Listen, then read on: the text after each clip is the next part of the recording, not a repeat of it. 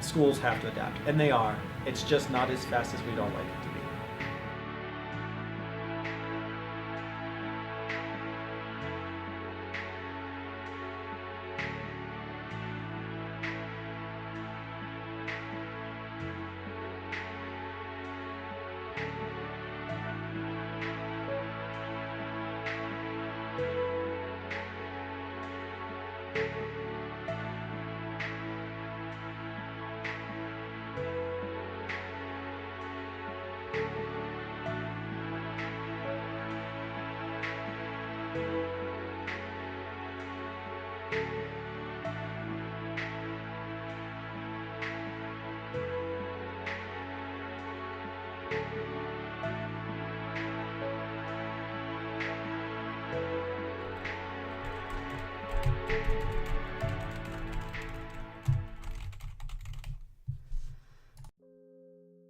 Marysville schools have an advantage that other schools may not be so lucky to have.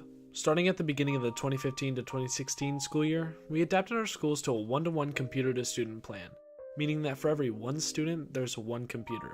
Layman's terms, every student has a Google Chromebook issued by the school district. This may not seem large to someone, but to put it into perspective, in 1984, for every one computer, there was 92 students. Now, of course, this number has gone down largely. According to a statistic in 2008, it was down to one computer for every 8 students. But in the Marysville School District, it's 1-to-1. The problem we're having, and this becomes the biggest issue we're having, and like I said, I travel the world, and it's a global thing we're having, is we're trying to figure out, the biggest thing we're wrestling with, and especially in education, is what skills do we give up? When we look back into our history of education, something has always been given up. In return, we learned something new. The change from quill to pencil and paper was a drastic change to children and adult lives. Were there people who disagreed with the change? People don't remember this because we weren't around. We're talking generations ago. Because the idea is that kids will not know how to actually write with quill and ink. That we're going to lose that skill, right? And kids wouldn't know how to refill their ink or take care of their ink pen. These were things that we did not want to move to paper and pencil. And now we moved to paper and pencil, right? Once we went 1-to-1 with paper and pencil, that transformed the way education happened. And now with technology is the next disruption. Using a card catalog in a library, I know there were people worried about that we wouldn't know how to use that, but really, why do I still need to use that? I need to find a variety of sources and judge whether they're valid or not, and be able to search creatively, but I probably don't need to even learn how to use those cards. Penmanship and cursive is the big thing right now. Right. And There's a real big debate in education right now about whether or not we should be giving up teaching kids cursive. And it kind of connects to that. And going through school, I had to learn how to write in cursive. I don't think that really contributes to what I can and cannot do as a human being. I think that, the iPads and things we're using now in 100 years are going to look totally obsolete.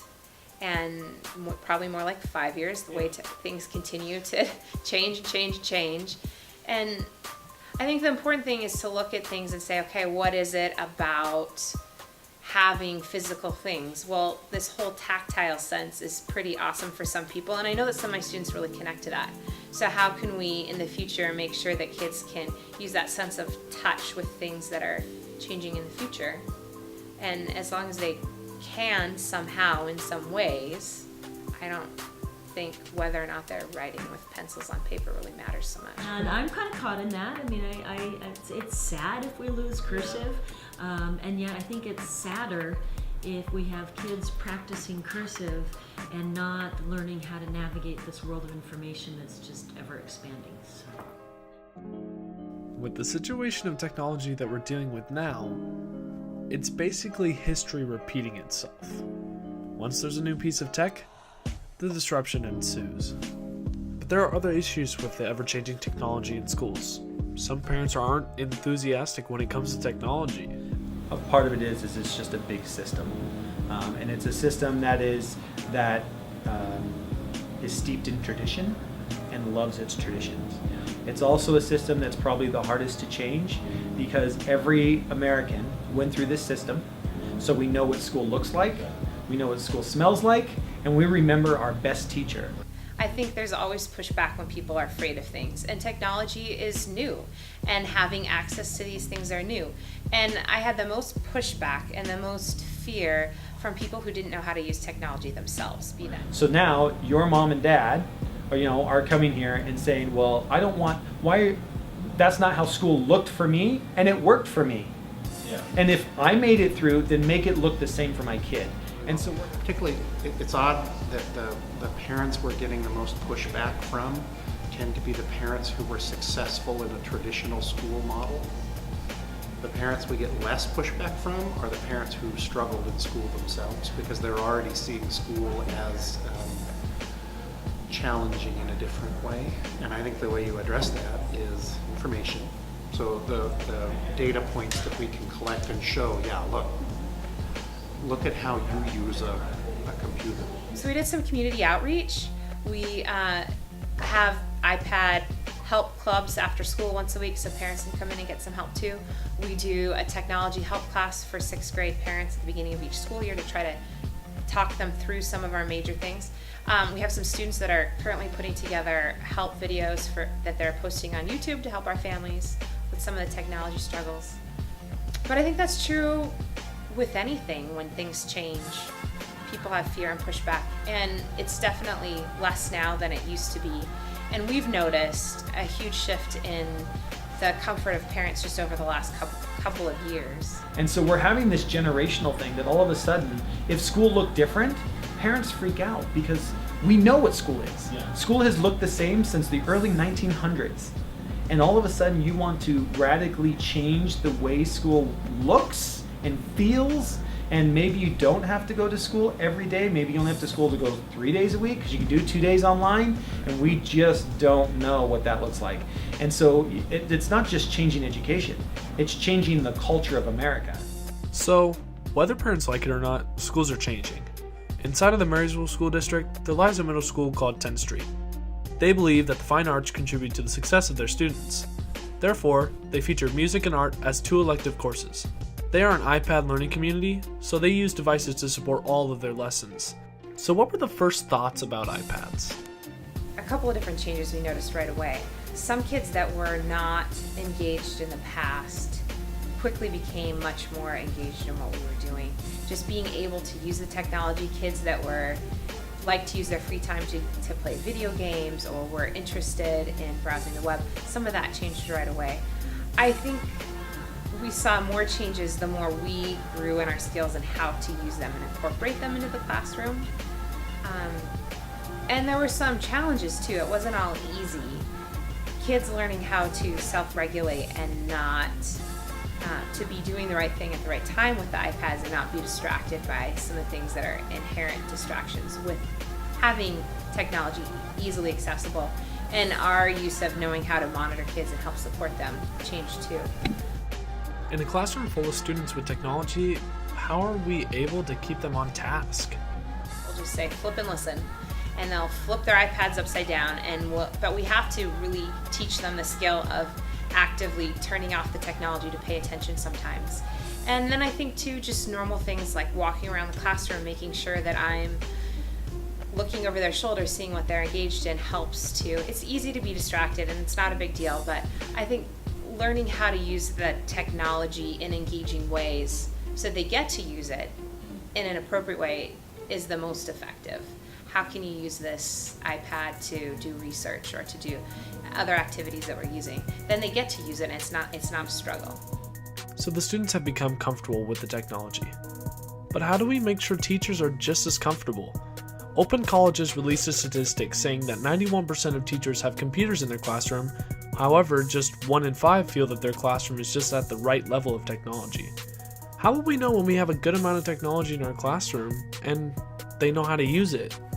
Well, and I think that stat has some truth to it, but also has some background to it. So, especially our teachers here in Marysville may have had a computer in their room, but it may have taken 20 minutes to log on and to authenticate. They may have one and they have a class of 30.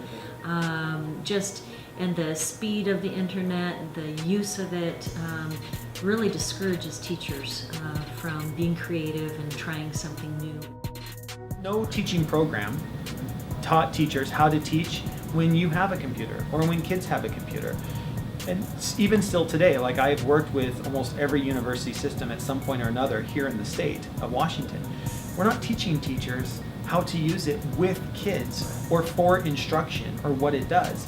And so there is a gap right now between teachers having access and understanding how to use. And changing beliefs and attitudes around learning is a bigger issue for us right now than putting a Chromebook in the hand of a student. That part's easy. I mean, we did that in 4 weeks. Changing the nature of the relationship between student, teacher, and content is going to take more time. Would you ever say there's any point where we can call it good? No. you know, the internet now is almost 20 years old, and its education is just now starting to take it on. And so I think we're just starting to see the beginning phases of education saying, hey, this internet thing's not a fad, and we might need to start preparing kids for a world that is truly globally connected. And what does that mean, and how it's changing work? And I think specifically here in the state of Washington, you start looking at a lot of the things that's coming out around, you know, we've got the second largest tech hub in the United States in Seattle. You have now almost 20% of the gross domestic product of the state of Washington is tied to the tech industry. Like, if you are an educational system in this state specifically, and you're not preparing kids for a technology world, we're not filling the need of our own commerce in Washington State.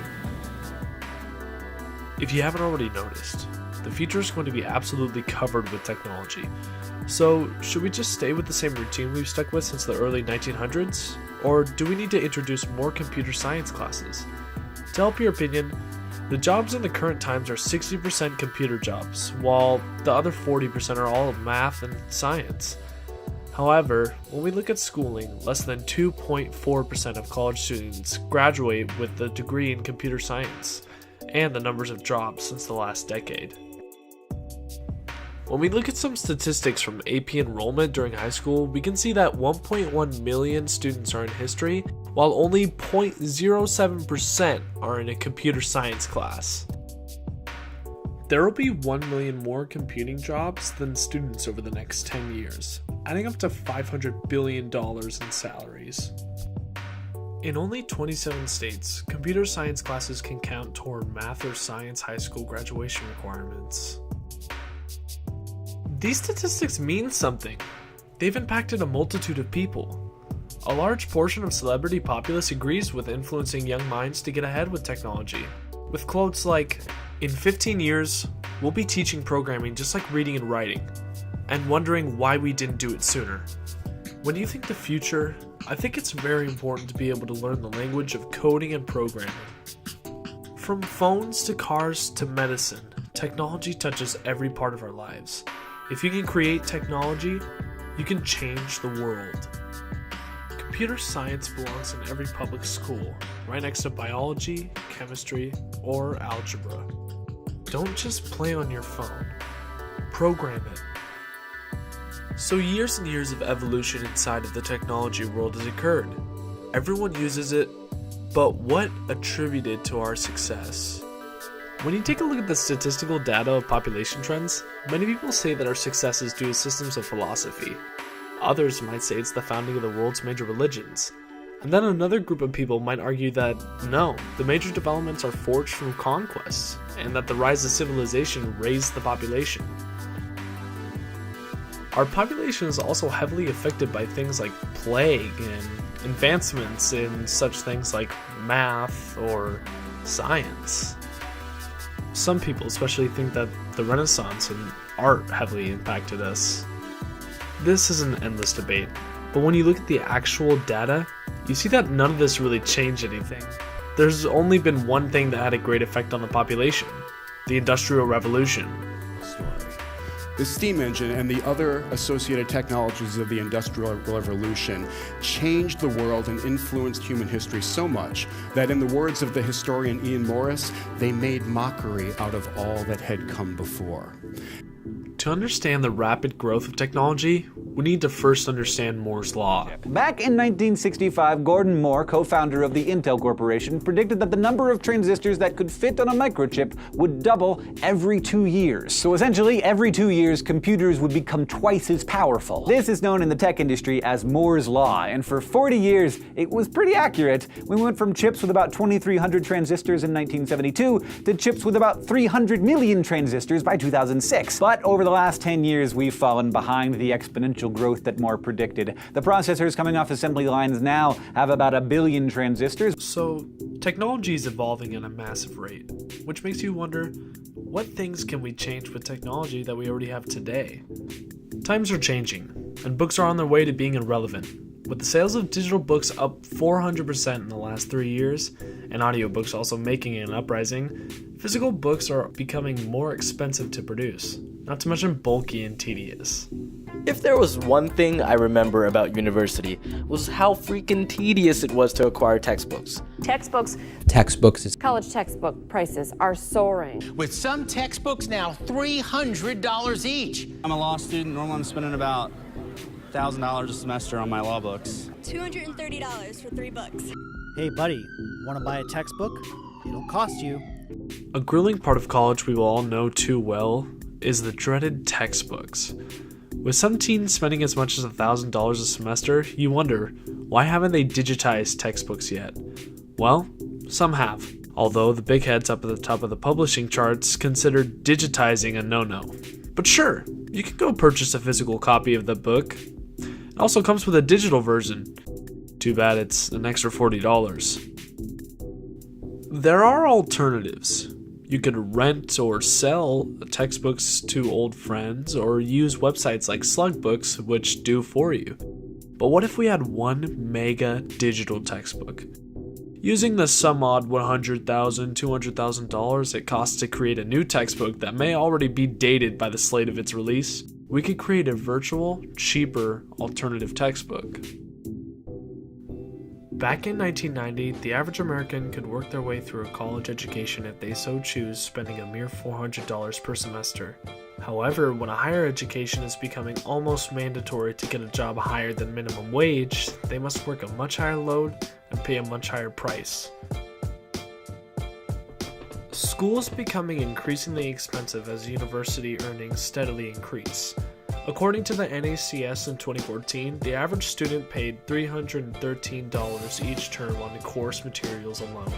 However, with individual books costing over $300 each, students often find themselves spending much more.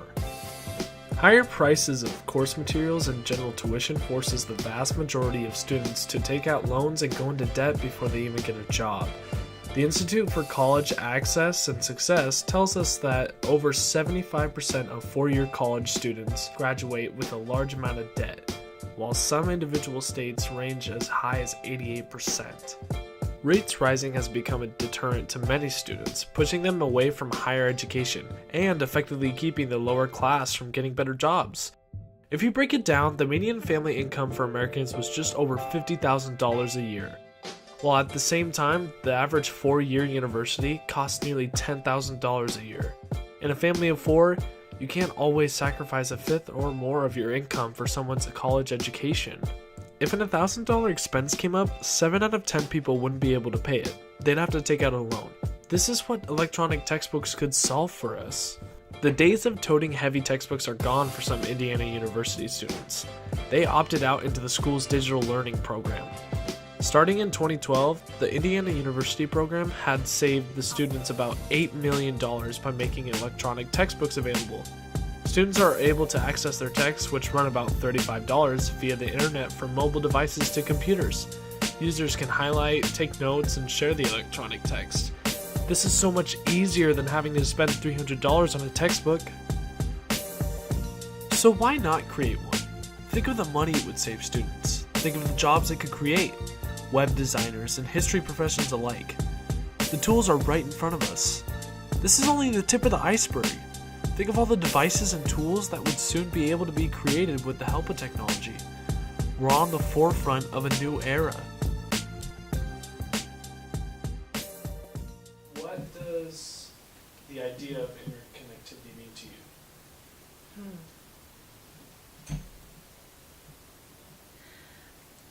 this idea that there's 8 billion people on the planet, it's a lot of people, and that we're spread out geographically, and that's probably going to change more and more as we can start building colonies on Mars and other things.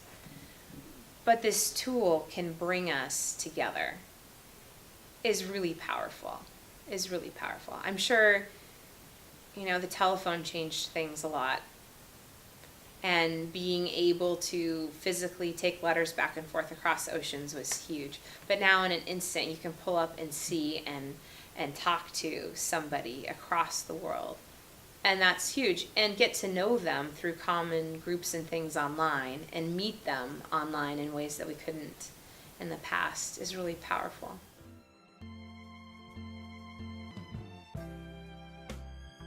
Interconnectivity is vital. This generation lives it, breathes it, reads it, and sends it. We can't just sit here and act like it doesn't exist. We have to teach each other how to use it, and how to stay ahead of the game we call life. If our education systems won't change, then we're going to have to find our way to work around it.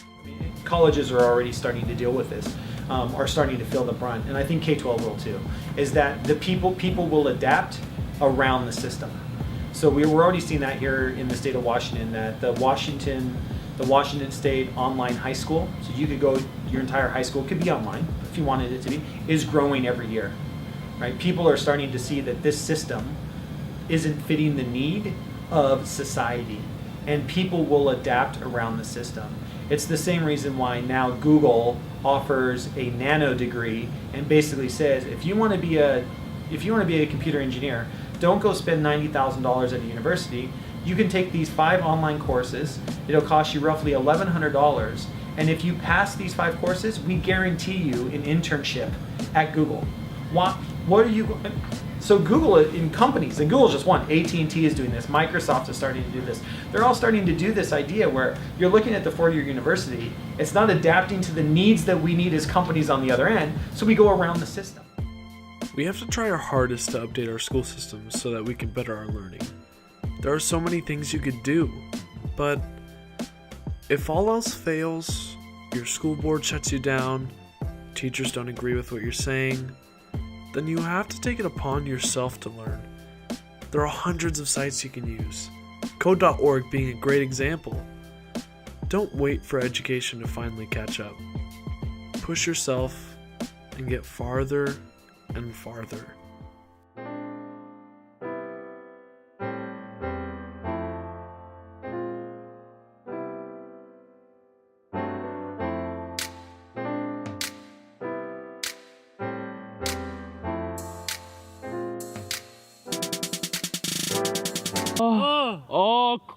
We're gonna Chris. leave this background audio, right? Just because of how Chris